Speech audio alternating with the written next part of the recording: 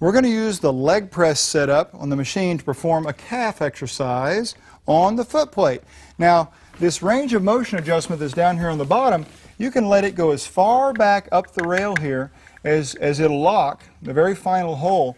That means you won't have to do much of a leg press to get to the calf exercise. If that makes any sense, you won't have to be real deep doing a big leg press just to get to where you're doing your little ankle motions. So, Josh is ready to go here, and make sure your entire ball of your foot is up on the foot plate. Don't just hang by your toes, okay? Get that ball up on there so you do not slip off. Listen, it's very important. I've seen a lot of people just get a little bit of their shoe up on there and almost push down as they're doing their calf exercise and slip off and end up with their shin scraping on this. I've seen it on leg presses. I've seen it in gyms. It happens a lot. So make sure that you get enough of your foot up on there, and then make sure you're pushing straight into the foot plate, not pushing down at all towards the ground, okay?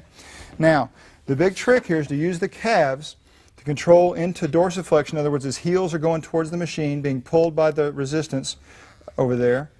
And then using those calves to pull that heel towards the knee as much as possible. Now, Josh is doing something that's a really good idea. He's keeping a slight bend in his knee. Now, you can go a little closer to straight, about right there where he is, like that, or you can keep a little greater bend. But the thing I'd like for you to do is try to keep it there so it doesn't become a leg press exercise. And the thing we're really trying to avoid by keeping the slight bend, we don't want him to lock out. Show him what locking out looks like.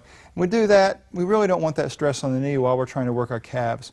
So keep that very, very slight bend just right there. And take the time to go all the way as far as you can, really squeezing this. And when you think you're all the way, when you think you've really pointed your toes as far as you can and pulled your heels as far as you can towards your knees, keep trying. Give it another second and really squeeze. And sometimes that's where you'll feel this exercise the most. Have you noticed that, Josh? So take your time to really do this right and heed all those little warnings about how to push on this exercise, and it'll be not only safe, but it'll just be tremendous for your calves.